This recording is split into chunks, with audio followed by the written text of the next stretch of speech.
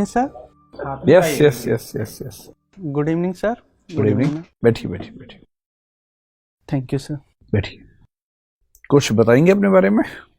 Sir मेरा नाम आलोक प्रसाद है। मैं उत्तर प्रदेश के मथुरा डिस्ट्रिक्ट से बिलोंग करता हूँ। सर मैंने अपनी ग्रेजुएशन में आईआईटी कानपुर से सिविल इंजीनियरिंग में बीटेक की है। अच्छा, सर मेरी हॉबी। हाँ सर।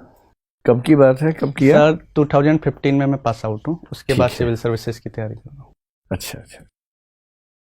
तो बीटेक सिविल इंजीनियरिंग में करने के बाद भी आईआईटी से कोई जॉब नहीं मिलती उसमें? सर लगभग इंजीनियरिंग के दौरान सर मेरा मन बन चुका था सिविल सर्विसेज की तैयारी के लिए। तो सर जो प्लेसमेंट मैं एक्चुअली में बैठा नहीं, तो सर उसके बाद मैं सिविल सर्विसेज की तैयारी के लिए आ गया। और पिछले 5 साल से आप उसी में लगे हुए हैं? जी सर। आपको नहीं लगता कि बहुत ज़्यादा समय आपने लिया, और वो भी तब जबकि आपको रिजर्वेशन का बेनिफिट भी मिल रहा है? जी सर मैंने ये सोचा तो नहीं था कि इतना लंबा समय निकल जाएगा। सर ये लगातार मेरा तीसरा इंटरव्यू है, लेकिन कुछ कारणवश और सर कुछ ना कुछ परफॉर्मेंस में मेरी कमी के चलते। कितने अंकों से पिछली बार छूट गए थे आप? सर 2017 में सर 3 अंक से, और 18 में 8 नंबर से। अच्छा, चलिए इस बार क्या उम्मीद है आपको आलोक? सर पहले से बेहतर उम्मीद है। अच्छा, और मुझे एक बात और बताइए कि सिविल इंजीनियरिंग तो यूपीएससी में सब्जेक्ट की लिस्ट में शामिल है ही। Yes sir. फिर आपने हिंदी साहित्य क्यों लिया? सर 2 वजह थी। सर पहले सर मैं हिंदी माध्यम चूज करना चाहता था, और सिविल इंजीनियरिंग सर उस समय इंग्लिश मीडियम में ही अवेलेबल था, मतलब हिंदी में बहुत अच्छे रिसोर्स नहीं थे। तो सर मैंने मीडियम की वजह से एक ऑप्शन सिविल इंजीनियरिंग का सर मैं परस्यू नहीं कर पाया। दूसरा सर कुछ मेरे दोस्त थे जो यहाँ तैयारी कर रहे थे, सीनियर्स थे सर, वो हिंदी लिटरेचर में काफ़ी अच्छा कर रहे थे। तो सर जब मैंने उनकी गाइडेंस ली, और दूसरा सर मैंने हिंदी साहित्य के बारे में सिलेबस पढ़ा या उसकी कुछ बुक्स पढ़ी, तो सर मुझे काफ़ी इंटरेस्ट भी आया, और सर मुझे नया पढ़ने का थोड़ा मन था, तो सर इसलिए मैंने हिंदी साहित्य लिया। इंजीनियरिंग का विद्यार्थी जब लिटरेचर पढ़ता है तो उसे क्या फ़ायदे होते हैं, और कहाँ कहाँ उसको विशेष दिक्कतें आती हैं बाकी लोगों की तुलना में? सर फायदों के संदर्भ में देखा जाए तो सर आचार्य शुक्ल जी ने एक बात कही थी कि जब भौतिक मतलब एक फिजिकल काफ़ी ज़्यादा सुविधाएं मिलने के बावजूद आदमी में प्रच्छन्नताएं बढ़ती हैं, तो साहित्य मुझे लगता है सर कहीं ना कहीं मानव मनुष्य को या एक टेक्निकल बैकग्राउंड के बच्चे को संवेदनाओं से जोड़ने में अतिरिक्त मदद करता है। हालांकि वो संवेदनाओं से जुड़ सकता है, लेकिन साहित्य सर थोड़ा एक्स्ट्रा एज देता है। सर माफ़ी चाहूँगा सर, सेकेंड क्वेश्चन में क्या क्या दिक्कतें आती हैं इंजीनियरिंग के विद्यार्थियों को साहित्य पढ़ने में? सर जहाँ तक दिक्कतों की बात है तो सर मुझे लगता है सर ऐसी कोई खास दिक्कत नहीं आती, क्योंकि अगर किसी का पढ़ने में पैशन है, या उसको हिंदी भाषा से हिंदी साहित्य पढ़ना चाहता है, या इंग्लिश लिटरेचर इंग्लिश में अच्छी पकड़ है, तो सर वो पढ़ सकता है।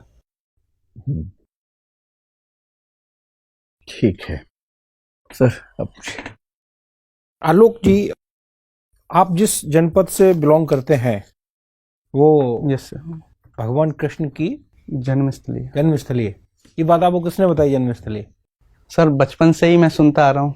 तो बचपन से जो सुनते जा रहे हैं सभी चीजें मानते हैं? यस सर मतलब एक मैंने जैसा पढ़ा बाद कि सर श्री कृष्ण एक कहाँ पढ़े, यही मैं जानना सर इंटरनेट कहाँ पढ़ी कि भगवान कृष्ण मथुरा में पैदा हुए थे? उस किताब का क्या नाम है?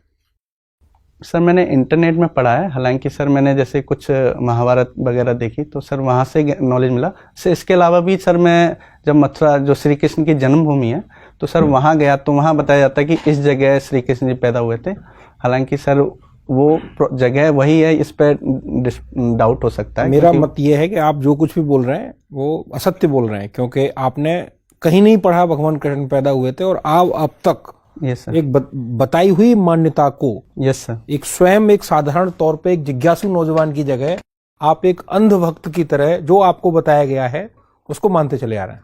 जी सर। सर अगर ये मानते हैं आप इस चीज को जो मैं कह रहा हूँ, उस तर्क में मतलब आप सहमत हैं? आप एक अंध भक्त ही हैं एक तर्कशील जिज्ञासु नौजवान की स्थान पे? सर मैं आपकी इस बात से सहमत हूँ, क्योंकि सर मैंने श्री कृष्ण जी के बारे में पढ़ा कि एक मिथक है, तो सर मिथक के संदर्भ में देखें तो सर जो ना तो पूरी तरह सत्य हो सकता है ना असत्य, तो सर मैं जो जन्म तो की आप बात ये कह रहे हैं कि कृष्ण वाली बात असत्य है? नहीं सर, मैं ऐसा भी नहीं कह रहा, मैं सर ये कह रहा हूँ श्री कृष्ण एक मिथक है। एक मिथक है? हाँ। इतिहास नहीं है? लेकिन उत्खनन ऐसे बहुत सारे हुए हैं वहां पे यस जो कि कई अन्य समानांतर साक्ष्यों के स्थान पर इस ओर इशारा करते हैं कि कृष्ण नाम का कोई व्यक्ति वहां रहा होगा। यस सर, किस नाम के व्यक्ति कोई हो सकते हैं सर, लेकिन जो उनके साथ अलौकिक शक्तियां या इस तरह की बातें जुड़ी हैं सर, उनमें कितनी सच्चाई है सर, इस बात में थोड़ा डिबेट है कि। अच्छा चलिए, अच्छा ये बताइए, मथुरा जो है उत्तर प्रदेश का सबसे कम वर्षा वाला जिला है। यस इस जानकारी है इस तथ्य की? यस। कारण बताइए। जो उसके पास के आगरा में भरपूर बारिश होती है, लेकिन दोनों के वर्षण में, प्रेसिपिटेशन में करीब करीब 30 से 35% का अंतर है करीब, और जबकि दोनों के बीच जो दूरी है वो मात्र 65 किलोमीटर की है। इसका क्या कारण है सर? एक जो मुख्य कारण है, बंगाल की खाड़ी से जब मानसून आता है तो सर मथुरा सबसे पश्चिम क्षेत्र में पड़ता है, तो सर उसकी वजह से जो विशेष कम वर्षा होती है सर। दूसरा सर, मैं आगरा से कम क्यों होती है सर, मुझे इसकी जानकारी नहीं। सर आप मूलतः उत्तर प्रदेश से हैं, जिसमें आपकी सारी पढ़ाई उत्तर प्रदेश से हुई है, आपने कानपुर से शिक्षा पाई है, जबकि आप मथुरा से हैं। यस। मुझे बताइए कि आप तो सिविल इंजीनियर हैं। यस। ये जो हाल की हाईवे को लेकर सरकार का बार बार घोषणा है कि बहुत तेजी से हम राजमार्ग बना रहे हैं, यस सर। टेक्नोलॉजिकल चेंजेस क्या किए गए हैं? खासतौर से अगर आप एक्सप्रेसवे को हाईवे से कंपेयर करें, एक्सप्रेसवे की जो संकल्पना है और हाईवे की जो संकल्पना है, civil engineering point of view से क्या प्रमुख अंतर है उसमें? सर एक्सप्रेसवे और हाईवे में, सर एक्सप्रेसवे जो हाईवे होता है सर, वो एक हाई स्पीड के लिए मेंटेन किया जाता है, लेकिन सर एक्सप्रेसवे में जो हाई स्पीड का कॉन्सेप्ट है वो हाईवे की तुलना में थोड़ा ज़्यादा होता है।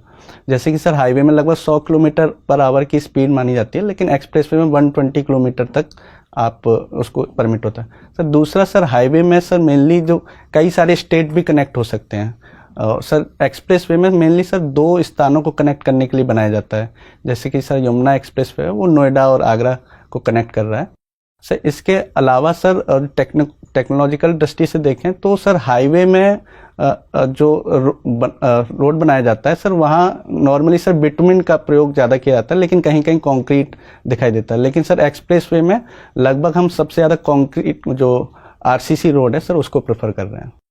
क्यूबिक क्यूबिंग पसंद करते हैं आप? Yes sir. मुझे बताइए, आप तो इंजीनियरिंग भी करके आए हुए हैं, जो उसके एक्सेस पर जो जॉइंट होता है ताकि दोनों तरफ की मूवमेंट हो सके, वो कौन सा जॉइंट होता है? आप समझ पा रहे? खोला तो होगा, ये हर बार खोलना पड़ता है, शॉट वैसे भी अलग हो जाता है, तो उसके सेंटर से, कोर से जब हम जोड़ते हैं, जॉइंट कौन सा होता है ताकि वो हर तरफ मूव कर सके? पढ़े थे ना joints? Yes sir. Sir sorry sir, मैं अभी रिकॉल नहीं कर पा रहा हूँ। चलिए कोई बात नहीं। गॉड्स एल्गोरिथम क्या होता है सर?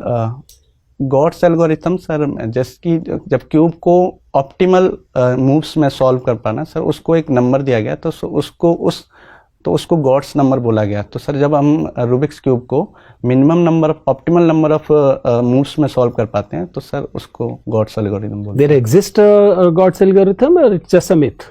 सर ऐसा पहले देखा गया सर कि मिनिमम नंबर ऑफ जो मूव्स थे वो पहले लगभग 26 थे, फिर 22 हुए, अभी लगभग 20 हैं। तो सर हम लगातार कम से कम मूव्स में बढ़ रहे हैं, लगभग अभी हैरानी की क्या बात है? जिस एल्गोरिथम से हम स्क्रैम्बल करते हैं उसको ठीक रिवर्स कर दें तो फ्यूएस्ट नंबर हो जाएगा। इसे गॉड्स एल्गोरिथम क्यों कहते हैं? आप समझ पा रहे हैं? Yes sir. जिन एल्गोरिथम को आप स्क्रैम्बल करने में करेंगे उसमें इन्वर्स लगाते जाइए तो वापस आ जाएगा। सर ऐसा हो सकता है कि जब जैसा आपने कहा रिवर्स लगाएं, तो सर वो number of count, number of moves ज्यादा हो सकते हैं, जबकि जो सर गॉड्स में सर आप उससे भी कम मूव्स में सॉल्व कर सकते हैं। मुझे बताइए 3x3 पे पैरिटी क्यों नहीं होता, 4x4 में होता है? सोचा है कभी? पैरिटी मालूम है? Yes sir, parity.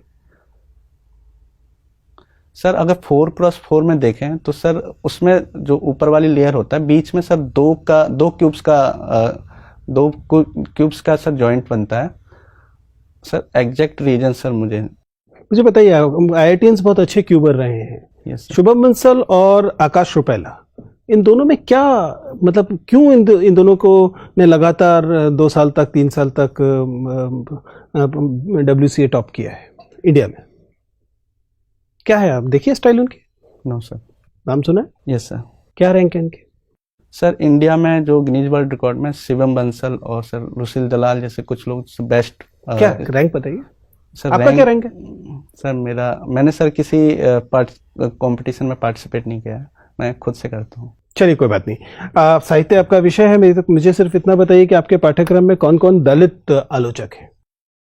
Sir doctor Dharmveer पाठ्यक्रम में मेंशन है ना? सर पाठ्यक्रम में दलित आलोचक नहीं है सर। दलित रचनाकार कोई? सेकंड पेपर पूरा पढ़ा होगा? Yes sir. है कोई? सर दलित रचनाकार भी नहीं है। मनु भंडारी के अलावा कोई स्त्री रचनाकार? Yes sir. उषा प्रियंबदा। कौन सी कहानी है? मछलियाँ सर। और मुस्लिम रचनाकार? अगर मैं कहूँ कि यूपीएससी का पाठ्यक्रम मूलतः केवल सवर्ण उच्च जाति के रचनाकारों का जमावड़ा है, तो आप इस आरोप का कैसे प्रतिकार करेंगे या सहमत होंगे? सर इस बात, जैसा कि आपने बताया, कई सारे जो सवर्ण साहित्यकार रहे हैं, सर उसके पीछे एक वजह देखी जा सकती है, क्योंकि कारण तो बात की बात है, पहले कंक्लूजन पे आइए कि ऐसा है कि नहीं है। सर यस सर, काफी जो पुराने समय में देखें लगभग 19 हम तो आधुनिक रचनाकारों की भी बात कर रहे हैं। आधुनिक रचनाकार में तो पर्याप्त रचनाकार हैं। सर मैक्सिमम नंबर ऑफ रचनाकार सवर्ण हैं, लेकिन अभी देखें तो सर उसमें काफी सारी महिलाएं या दलितों का भी प्रवेश हुआ है। सर उसकी वजह है सर कल्चरल कैपिटल जो होती है सर, वो सवर्ण जाति के। ये विक्टिम ब्लेमिंग, आप कह रहे हैं कि रचनाकारों में ये कुवत नहीं थी। समस्या पाठ्यक्रम बनाने वालों में या रचनाकारों में? आप तो कह रहे हैं सर, मैं क्वेश्चन समझ नहीं पाया। आप तो ये कह रहे हैं कि रचनाकार ठीक नहीं थे इसलिए नहीं आ पाए। कल्चरल कैपिटल का सवाल तो यही कहता है ना कि रचनाकार अच्छे नहीं थे इसलिए नहीं आ पाए। सर ये सिर्फ लाने वालों का भी तो दोष होगा। नहीं सर, ये सिर्फ एक वजह है। इसके अलावा भी सर जैसे कि सामाजिक वंचनाएं होती हैं या सामाजिक रूप से उनको अलग करने का एक प्लान रहता है, तो सर वो भी एक वजह रहती है। चलिए ठीक है मैम। अच्छा आलोक जी, आरक्षण जो है वो जो सामाजिक वंचनाओं की बात कर रहे थे अभी आप, सामाजिक आधार पे होना चाहिए कि आर्थिक आधार पे होना चाहिए? मैम सुप्रीम कोर्ट का एक राम सिंह वाद में ये सुप्रीम कोर्ट ने भी कहा है कि जो आरक्षण के आधार हैं वो शैक्षणिक और आर्थिक आधार के बजाय कुछ अन्य आधार भी जोड़े जाने चाहिए। मैम वर्तमान अन्य आधार भी जोड़े जाने चाहिए या अन्य आधारों की खोज की जानी चाहिए, मतलब अन्य आधार भी जोड़े जाने चाहिए। आर्थिक आधार मेन आधार रहेगा, बाकी आधार उसमें जोड़े जाने चाहिए? नहीं मैम, मैम उन्होंने ये कहा था कि शैक्षणिक और सामाजिक पिछड़ापन है, इसके अलावा भी कुछ और पिछड़ापन जैसे कि आर्थिक पिछड़ापन हो सकता है, तो उसको भी हमें काउंट करना चाहिए। उसके लिए भी सरकार को कुछ प्रावधान बनाने चाहिए। तो इस दृष्टिकोण से देखें तो मैम आर्थिक रूप से जो आरक्षण दिया गया उसको जायज ठहराया जा सकता है। तो आप मानते हैं कि आर्थिक रूप से आरक्षण जो दिया गया है वो ठीक दिया गया है? Yes ma'am. अच्छा ये बताइए, आप क्यों आना चाहते हैं सिविल सर्विसेज में? मैम इसके पीछे दो कारण हैं। एक तो सिविल सर्विसेज अपने आप में ऐसी जो एक प्लेटफॉर्म प्रोवाइड करता है जहाँ बहुत सारी डाइवर्सिटी भी है, कैरियर एडवांसमेंट है, और साथ ही एक हम सोसाइटी के लिए, सोसाइटी या नेशन की ग्रोथ में एक भागीदार बनने के लिए भी एक बहुत बेहतर प्लेटफॉर्म मिलता है। दूसरा मैम कहीं ना कहीं मेरे पिताजी भी प्रशासनिक जैसे पटवारी रहे, तो वहाँ से भी मुझे प्रेरणा मिलती है कि मैं भी सिविल सर्विसेज में जाऊँ और एक अच्छा काम करूँ। क्या प्रेरणा मिली आपको उनसे जिससे आपको लगा कि आपको यहाँ आना चाहिए? मैम मैंने पिताजी को काम करते हुए देखा, जैसे कि जो गांव के स्तर पर देखें तो गांव के लोग हैं, उनकी जो समस्या है उनका पहला किसी भी समस्या को सॉल्व करने का पहला बिंदु पटवारी होता है। तो मैम उनको देखते हुए जब मुझे जानकारी मिली कि पापा जी से भी ऊपर कई सारे प्रशासनिक अधिकारी होते हैं और वो बड़े स्तर पर पॉलिसी मेकिंग या बड़े स्तर पर लोगों की समस्याओं के समाधान में सहायक हो सकते हैं, तो मैम मुझे उस बात से प्रेरणा मिली कि मेरे पिताजी भी सहायता करते हो, मैं ऊपर लेवल पर जाके इसको बेहतर ढंग से आगे बढ़। फिर आपने इतना लंबा रूट IIT ये बीटेक वगैरह करके आने का क्यों सोचा? ये तो आप पिताजी के साथ आप बचपन से ही देख रहे होंगे काम। कब आपने ये सपना सोचा सिविल सर्विसेज में आने का? मैम सिविल सर्विसेज के बारे में मतलब जानकारी तो मुझे कॉलेज के दौरान मिली, हालांकि मैम मैं एक प्रशासनिक अधिकारी बनना चाहता था पहले से, मतलब दिमाग में था। तो मैम जो IT फेसबुक में अकाउंट है आपका? Yes ma'am. Instagram? Yes ma'am, पर मैं ज़्यादा चलाता नहीं हूँ उसको। सोशल मीडिया का कितना प्रभाव है आपके ऊपर भी और समाज के ऊपर, क्या सोचते हैं आप? मैम सोशल मीडिया का समाज के ऊपर देखें तो दोनों तरह के प्रभाव हैं। जैसे कि अगर पॉजिटिव प्रभाव में देखें तो मैम जो लोग आपस में बातचीत या फिर जो उनके विचार हैं उस जैसे सेम ग्रुपों में बातचीत करने का मौका मिलता है। दूसरा, काफ़ी ज़्यादा अवेयरनेस भी फैलाई जा सकती है सोशल मीडिया के माध्यम से।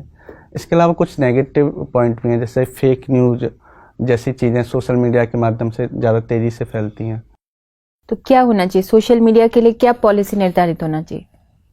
मैम मुझे लगता है सोशल मीडिया को प्रॉपर रूप से रेगुलेट किया जाना चाहिए, जिसमें एक तो सोशल मीडिया प्लेटफॉर्म है उनकी महत्वपूर्ण भूमिका होनी चाहिए, साथ साथ जो यूजर्स हैं वो भी पर्याप्त रूप से जागरूक होने चाहिए कि आपको वो किस तरह की चीज़ों पर जो फेक न्यूज़ है उस पर किस तरह से रिएक्ट करना है।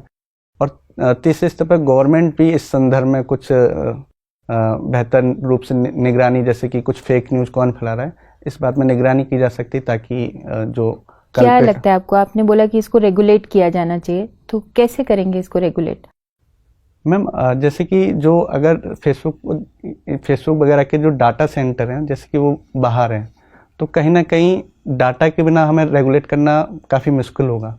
तो इसलिए अगर हम डाटा को भारत में स्टोर कर पाएँ, जैसे कि मैम जो डाटा बिल आया उसमें इस तरह की बातें की गई हैं, तो अगर हमारे पास डाटा होगा तो हम बेहतर तरीके से रेगुलेट कर पाएंगे। नहीं, ये दोनों अलग बातें हो गई।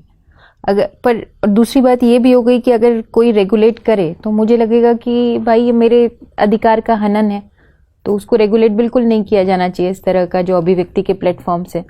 पर आप कहते हैं कि उसमें रेगुलेशन लाना चाहिए, तो आपको नहीं लगता कि ये स्वतंत्रता को बाधित करेगा? रेगुलेशन ऐसा होना चाहिए जिससे स्वतंत्रता बाधित ना हो। जैसे कि मैम हमारे आर्टिकल 19 में भी अभिव्यक्ति की स्वतंत्रता है, किंतु उसके साथ कुछ ना कुछ रीजनेबल रिस्ट्रिक्शन है। तो मैम इस तरह से रेगुलेट किया जाए कि आपकी स्वतंत्रता भी रहे और लेकिन कुछ रीजनेबल रिस्ट्रिक्शन के प्रावधान भी हो। ठीक है। आपने सिविल इंजीनियरिंग की है, मुझे ये बताइए कि इंडस वैली सिविलाइजेशन के आर्किटेक्चर को आज की स्मार्ट सिटी की योजना से कैसे जोड़ सकते हैं? नगर नियोजन सिंधु घाटी सभ्यता का और आज की स्मार्ट सिटीज की नगर नियोजन को जोड़कर समझाइए थोड़ा। सर जो इंडस वैली सिविलाइजेशन में देखें तो जो सिटीज़ थी वहाँ स्वच्छता काफ़ी ज़्यादा थी, जो नालियाँ थी उसकी वो प्रॉपर रूप से बनी हुई थी। चलिए पहली चीज हो गई ड्रेनेज सिस्टम। हाँ चलिए, दूसरा ऐसे स्पेसिफिक बताइए। दूसरा सर जो इंडस वैली सिविलाइजेशन में पानी को स्टोर करने के लिए बेहतर प्रावधान थे, तो सर उसको भी हम स्मार्ट सिटी में। सर तीसरा सर मुझे लगता है कि जो वहाँ पर एयर पॉल्यूशन को लेकर जो उनकी सोच थी, तो सर उसमें एक जो इंडस वैली सिविलाइजेशन में एयर पोल्यूशन कुछ सोचा सर, जैसे कि जो रोड्स मकान के गेट थे वो रोड के पीछे साइड में होते थे, तो सर हाँ सर, तो एयर पॉल्यूशन के लिए हम कुछ इस तरह की चीज़ें कर सकते हैं। सो और मैंने आपको रोड प्लानिंग, बिल्डिंग प्लानिंग, समकोण पर काटना, यस सर, किलेबंदी, ये सब चीजें, कम्युनिटी लाइफ। जी सर, थैंक यू सर। हाँ, जो उनका रोड सिस्टम था वो काफ़ी ज़्यादा प्लान था। एक शब्द आपके सिलेबस में भी है और आजकल चर्चा में, अंतर्राष्ट्रीय नैतिकता। Yes sir. तो अंतर्राष्ट्रीय नैतिकता के अंतर्गत कौन से ऐसे वैश्विक संसाधन हैं जिसे मानवता के संसाधन कहा गया है, रिसोर्सेज फॉर मैनकाइंड, उस पर कोई देश कब्जा नहीं कर सकता? कौन कौन से ऐसे रिसोर्सेज या कौन कौन से ऐसे एरियाज हैं इंटरनेशनल एथिक्स में? इसी ढंग से इंटरनेशनल एथिक्स में सर स्पेस, सर इन्वायरमेंट एक इंटरनेशनल एथिक्स से जुड़ता है। रिसोर्सेज में जैसे स्पेस आपने बोला, ठीक है, और सर जैसे कि जो सी लाइन ऑफ कम्युनिकेशन है समुद्र में, सर वहाँ फ्री वाटर। अच्छा, और सर जो अंटार्कटिक और आर्कटिक जिस पर वहाँ जो रिसर्च हो रहा है, तो सर इसमें देखा जा सकता है। और कोई मुद्दे जो अंतर्राष्ट्रीय नैतिकता से जोड़ते हो रिसोर्सेज के अलावा? सर जैसे कि शरणार्थियों का मुद्दा, पर्यावरण, मेडिकल ट्रायल्स, और सर जो युद्ध वगैरह किसी में अगर वार्स होते हैं कंट्री के बीच में, तो सर ठीक है। ये बताइए कि कल्याणकारी राज्य के बारे में कहा जाता है कि वो गर्भ से कब्र तक यस सर। जनता के हितों को देखता है, लेकिन इस बार का बजट देखकर मुझे ऐसा लग रहा है कि गर्भ से कब्र तक ध्यान रखने के लिए सरकार के पास पैसा नहीं है। यस तो आयुष्मान में भी पीपीपी बोल रहे हैं, वो एजुकेशन में भी पीपीपी बोल रहे हैं। तो हर जगह जब लोक निजी सहभागिता आती है तो कल्याणकारी राज्य का स्वरूप बदल जाता है। वो कौन सा राज्य है जिसमें वो बदलता है और कैसे बदलता है? अच्छा, दूसरे तरीके से ये बता दीजिए कि जब लोक निजी सहभागिता मॉडल पर राज्य काम करेगा तो उसके प्रॉस क्या होंगे, कौन से पॉजिटिव नेगेटिव क्या होंगे, जैसा कि इस बार के बजट में बहुत उल्लेख है?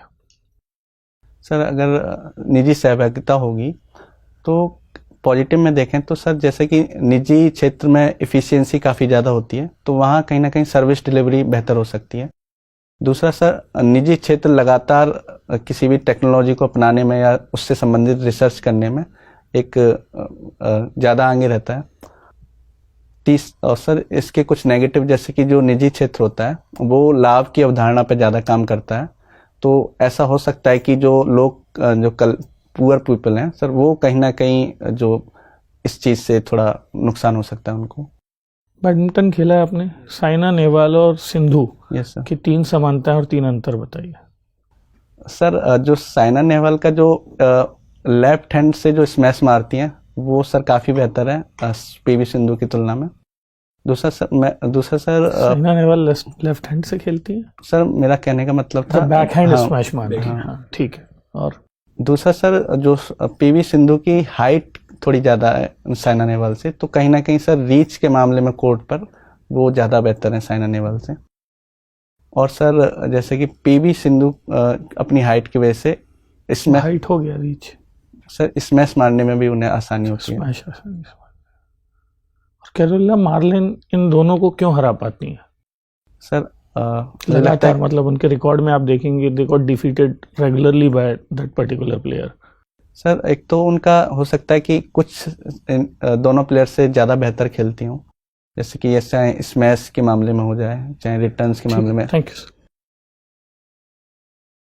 आलोक, अभी अयोध्या वाला मामला तो आपने देखा कि सुप्रीम कोर्ट की सहमति से सॉल्व हो ही गया है।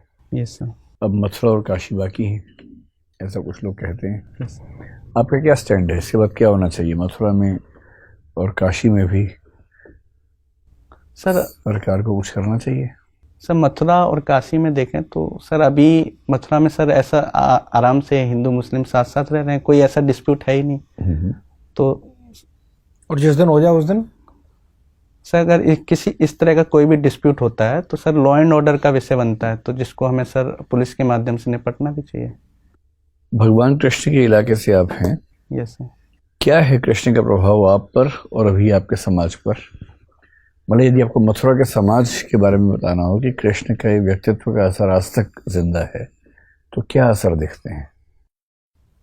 सर, श्री कृष्ण ने गीता में जैसे कहा था कि कर्म करो और फल की इच्छा मत करो, तो सर मुझे लगता है सर मैं भी इस पर जितना ज़्यादा हो सकता है मैं चलने का प्रयास करता हूँ। दूसरा सर, तो आप इंटरव्यू में उम्मीद नहीं कर रहे कुछ भी?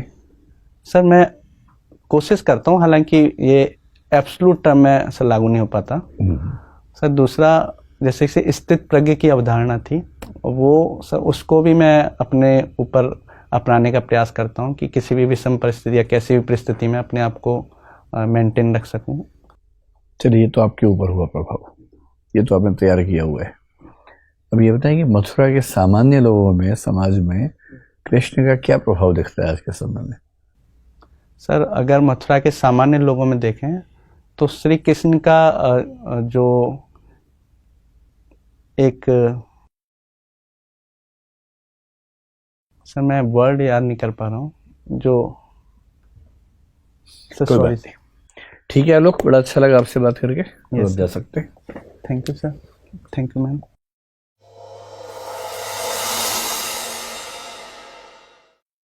मैं कहूँ सर? आइए बैठिए। Thank you sir. हेलो, पिछली बार कितने नंबर आए थे? सर, पहले दिया था ना इंटरव्यू, हमारे यहाँ भी दिया था। पहले मेरे साथ इंटरव्यू दिया है ना हाँ आपने? सर, 2 बार। कितना नंबर आया था? सर वहाँ 17 में सर 162 था और 18 में 154। कम हुआ क्यों? सर 18 में सर जो क्वेश्चन पूछे गए वो एक भी मतलब ना करंट से था ना डेप्थ से था, एक तरह से इनडायरेक्ट टाइप के क्वेश्चन थे, तो वो एक वजह थी। और सर जब मैंने पिछली बार हॉबी भी पजल सॉल्विंग भरी थी, रीजन यही था रूबिक्स क्यूबिंग, किंतु सर पजल में डाइवर्स चला गया, ये सर एक प्रॉब्लम। रूबिक पढ़ लिया ना ठीक से? हाँ देख लोगे ना? हाँ वैसे सर, पूछा सर तो आपको- इतना ज्यादा नहीं जाएगा, लेकिन हाँ फिर सर भी। आप ठीक लग रहा है लोग, ड्रेसिंग सेंस तुम्हारी बढ़िया, एकदम फिट, एक्सप्रेशन बहुत बढ़िया है, बातें ठीक से हैंडल कर रहे हो, स्पेशली क्रॉस क्वेश्चंस को भी आप हैंडल ठीक से कर रहे हैं। वो बड़ा मुश्किल होता है, लेकिन आपने अच्छे से हैंडल किया है। आईएएस क्यों बनना चाहते हो, इसके जवाब में थोड़ा सा कंफ्यूजन लग रहा था, थोड़ा और क्लैरिटी की अपेक्षा थी। आपने शायद पूछा था ना वैसे। बाकी मुझे तो कुल मिला के बड़ा शानदार लगा, मतलब लाइवली भी हो, थोड़ा सा और अगर हो सके तो और अच्छी बात है, नहीं तो मतलब इस परफॉर्मेंस पे बड़ी बात नहीं कि 180-190 की रेंज आपको मिली जाए, है ना। कोई संयोग भी है थोड़ी भूमिका, अदरवाइज तो ठीक है। मेंस कैसा हुआ इस पर? सर हिंदी साहित्य का ज़्यादा बेटर हुआ है पिछली बार से, और जीएस पे तुलनात्मक रूप से बेटर हुआ है। बहुत बढ़िया है, फिर तो अच्छा है आपका, बहुत अच्छा है, प्रेजेंस बहुत अच्छा है, पर्सनालिटी अच्छी है, बोलते आप अच्छा हो, बीच में स्माइल भी करते हो, सब कुछ अच्छा है। ये सारी चीज़ें अगर आपने ध्यान में रख ली ना तो बिल्कुल, ऑलरेडी 2 बार आप इंटरव्यू दे चुके हो, यहीं पर मॉक में इतनी बार तैयारी कर चुके हो, तो अभी आपकी तैयारी दिखाई देती है, वो तैयारी काम में आएगी उधर, क्योंकि कॉन्फिडेंस बढ़ जाता है उससे। तो आपका कॉन्फिडेंस अच्छा है। थोड़ा एक आध बार बहुत भारी उत्तर नहीं भी दे सकते, जैसे कृष्ण का आप जो सामने श्री करते हो कृष्ण ना, मुझे आता भी नहीं है, नहीं तो मतलब थोड़ा interest ही नहीं है सिंपल। सर। अगर तुम दुर्भाग्य से मथुरा से हो तो भाई करना पड़ेगा, पढ़ना पड़ेगा, कृष्ण को थोड़ा पढ़ लो।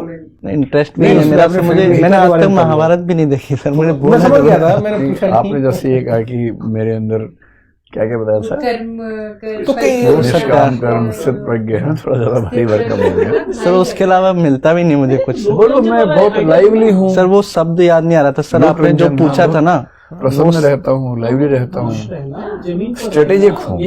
जैसे राम में उतनी स्ट्रेटेजी नहीं है जितनी कृष्ण में दिखती है स्ट्रेटेजी। ये सर दोस्तों का मददगार हूँ, किसी दोस्त को दिक्कत है सबसे पहले पहुंच जाता हूँ, ये सब उस है। टाइम की बात है, छोटी छोटी सर बातें ये हैं। मैंने तैयार किए थे, मैं भूल गया था। और मथुरा के लोगों में क्या खास बात है सर, मथुरा के लोग बहुत बिंदास और मस्त बस किस्म के लोग कृष्ण भी हैं। यही थे।